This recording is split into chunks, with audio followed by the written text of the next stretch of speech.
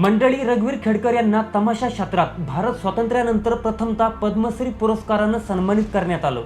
पण हा पुरस्कार मिळण्यामागे किती अश्रू आहे, किती वेळा आयुष्याने त्यांना तोडलं आहे, हे फार कमी लोकांना माहिती आहे। रघुवीर खेडकर यांचा जन्म तमाशा पंढरी म्हणून ओळखल्या जाणाऱ्या नारायणगाव, पुणे येथील एका प्रसिद्ध तमाशा कुटुंबात झाला। त्यांचे वडील तुकाराम खेडकर हे तमाशा फडाचे मालक होते। सुरुवातीला कांताबाई सातारकर या तुकाराम खेडकर यांच्या तमाशा फडात कलाकार म्हणून काम करत होत्या। पुढे ते विवाहबद्ध झाले। 1964 मध्ये तमाशाचा खेळ सुरू असतानाच अचानक तुकाराम खेडकरांचे निधन झाले। पतीच्या निधनानंतर परिस्थिती अत्यंत बिकट झाली होती, परंतु खचून न जाता कांताबाईंनी 1969 मध्ये तुकाराम खेडकर पांडुरंग मुळे या नावाने पुन्हा तमाशा फड सुरू केला आणि खेडकरांचे नाव जिवंत ठेवले। त्यामुळे रघुवीर यांना तमाशाचे बाळकडू घरातूनच मिळाले। पण हे आयुष्य जितकं मंचावर रंगबिरंगी दिसतं, तितकंच ते पडद्यामागे खडतर होतं। ज्या वयात मुलांनी खेळावं बागडावं, त्याच लहान वयात रघुवीर यांनी तमाशाच्या फडात पाऊल ठेवलं। तो काळ आजच्या सारखा प्रसिद्धी किंवा पैशाचा नव्हता। गावोगावी फिरणं, धुळीच्या मैदानात कार्यक्रम करणं, कधी ट्रकमध्ये प्रवास तर कधी उघड्या आकाशाखाली रात्र काढणं। त्या काळात समाजामध्ये तमाशा कलाकारांना आदराची वागणूक मिळत नव्हती। लोक मनोरंजन करून घेत होते, पण कलाकारांकडे कमी दर्जाचे लोक म्हणून पाहत होते। अशा परिस्थितीत रघुवीर खेडकर यांनी हार मानली नाही, कारण त्यांच्यासाठी तमाशा हा केवळ व्यवसाय नसून त्यांचा श्वास होता, महाराष्ट्राची संस्कृती होती। 1980 आणि 90च्या दशकात जेव्हा दूरदर्शन, व्हीसीआर आणि मोबाईल आली, तेव्हा मनोरंजनाची साधने बदलली। गावोगावच्या जत्रा ओस पडल्या आणि तमाशा फड बंद होऊ लागले। अनेक फडांचे दिवाळे निघाले, कलाकार पोटासाठी मजुरी करू लागले। अशा कठीण काळात रघुवीर खेडकर यांनी आपल्या आईच्या नावाने सुरू असलेला रघुवीर खेडकर सह कांताबाई सातारकर लोकनाट्य तमाशा मंडळ हा फड जिवंत ठेवण्याचा उडा उचलला। स्वतः कर्जबाजारी होऊन पदरचे पैसे लावून त्यांनी आपल्या फडातील कलाकारांची पोटे भरली आणि ही लोककला जिवंत ठेवली। पण नियती त्यांची आणखी कठोर परीक्षा घेणार होती। 1991 मध्ये नांदेड जिल्ह्यातील मालेगावच्या यात्रेत त्यांच्या आयुष्याला एक भयंकर कलाटणी मिळाली। राजीव गांधी यांच्या हत्या प्रसंगावर एक वगनाट्य सादर होणार होते। त्यासाठी बनवण्यात आलेल्या हेलिकॉप्टरच्या साहित्यात आपटा बारच्या पेटीचे झाकण आदळल्याने मोठा स्फोट झाला। या स्फोटात रघुवीर यांचा 5-6 वर्षाचा भाचा बबलू गंभीररित्या भाजला, तर त्यांचे प्रसिद्ध सोंगाड्या वामन लोहगावकर यांचा जागीच मृत्यू झाला। या भीषण अपघातानं एकच गोंधळ उडाला। हिम्मतवान कांताबाई सातारकर आपल्या नातवाला घेऊन तात्काळ दवाखान्यात रवाना झाल्या।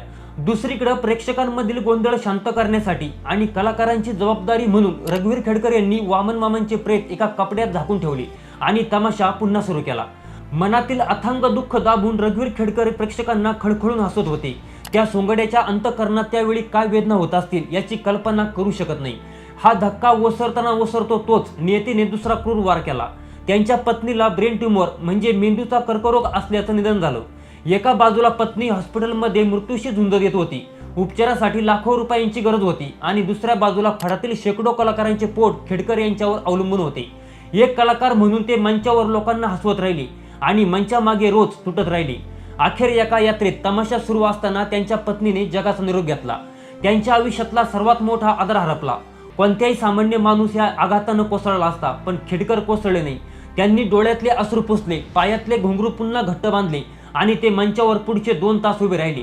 कार्यक्रम संपून जाताना त्यांनी प्रेक्षकांना पत्नीच्या निधनाची बातमी दिली, कारण त्यांचे काळीज ओरडून सांगत होतं की माझं दुःख फार मोठं असू शकतं, पण माझ्या दुःखापेक्षा महाराष्ट्राची ही लोककला जिवंत राहणं जास्त महत्त्वाचं आहे। संकटाची ही मालिका इथे संपली नाही। पुढे मे 2021 मध्ये खेडकर कुटुंबावर कोरोनाने अत्यंत क्रूर आणि जीवघेणा आघात केला। अवघ्या 15 दिवसाच्या अंतरानं नियतीने त्यांचा सुखाचा संसार उद्ध्वस्त केला। सुरुवातीला रघुवीर खेडकर यांच्या थोरल्या बहीण अनिता खेडकर यांचे कोरोनामुळे निधन झाले। हा धक्का अजून पचवला नव्हता। तोच 5 दिवसानंतर त्यांच्या मातोश्री आणि ज्येष्ठ तमाशा सम्राज्ञी कांताबाई सातारकर यांनीही कोरोनामुळे जगाचा निरोप घेतला। या दुहेरी दुःखातून सावरण्यापूर्वीच काही दिवसातच अनिता यांचा मुलगा रघुवीर खेडकर यांचे भाचे अभिजित उर्फ बबलू याचेही कोरोनाने प्राण घेतले। अवघ्या 15 दिवसात सख्खी बहीण, आई आणि तरुण भाचा या तिघांचा मृत्यू झाल्यामुळे खेडकर कुटुंबावर दुःखाचा डोंगर कोसळला। अशा एकामागून एक आलेल्या भीषण संकटाशी झुंज देत रघुवीर खेडकर यांनी महाराष्ट्राची ही लोककला दिल्लीसारख्या मुख्य मंचापर्यंत पोहोचवली आणि अनेक नवे कलाकार घडवले। म्हणूनच जेव्हा त्यांना पद्मश्री मिळाला, तेव्हा तो केवळ एका व्यक्तीचा सन्मान नव्हता, तर तो सन्मान एका खऱ्याखुऱ्या लोककलावंताच्या त्यागाचा आणि महाराष्ट्राच्या मातीतील संस्कृतीला जिवंत ठेवणाऱ्या सोंगाड्याचा होता। पण मंडळी, नियतीने खेडकरांना जेवढं तोडलं, तेवढ्याच ताकदीने हा सोंगाड्या पुन्हा उभा राहिला। कारण त्यांच्या पायात बांधलेली घुंगरू ही केवळ कलेची साधनं नव्हती, तर ती त्यांच्या घराण्याची आणि महाराष्ट्राच्या संस्कृतीची अस्मिता होती. ज्या माणसानं हातातील ढोलकी आणि तोंडावरचं हसू कधी सोडलं नाही, त्या कलेचा हा खरा विजय आहे. अशा या लोककलेच्या महामेरूला पद्मश्री रघुवीर खेडकर यांना अख्ख्या महाराष्ट्राचा मानाचा मुजरा.